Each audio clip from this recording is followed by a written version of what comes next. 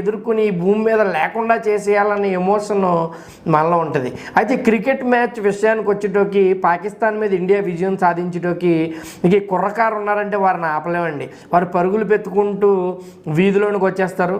అదే జెండాలు కట్టుకుని బళ్ళుకి వారి మోటార్ సైకిల్ వేసుకుని రాత్రి అంతా కూడా వీరవిహారం రోడ్ల మీద చేస్తూ ఉంటారు. మనం ఆలోచన చేసినట్లయితే ఏం సాధించారు?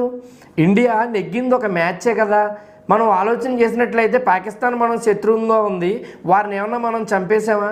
లేకపోతే ఆ దేశము అక్కడ లేకుండా తుడిచిపెట్టేసి ప్రక్రియ ఏమైనా మనం చేసామా? లేకపోతే మన అర్హము చల్లారేలాగా పాకిస్తాన్ మీద ఏమన్నా ఒక బాంబు దాడి జరిగి వారందరూ నశించిపోయారా?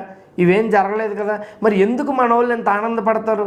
గెలిచిన ఒక్క మ్యాచ్ కోసము ఎందుకంత ఉత్సాహపడతారని మనం ఆలోచన చేసినట్లయితే అదే మనం అర్థం చేసుకోవాల్సింది భావన, భావోద్వేగము, ఎమోషన్ మనము అర్థం చేసుకోవాల్సిన విషయం.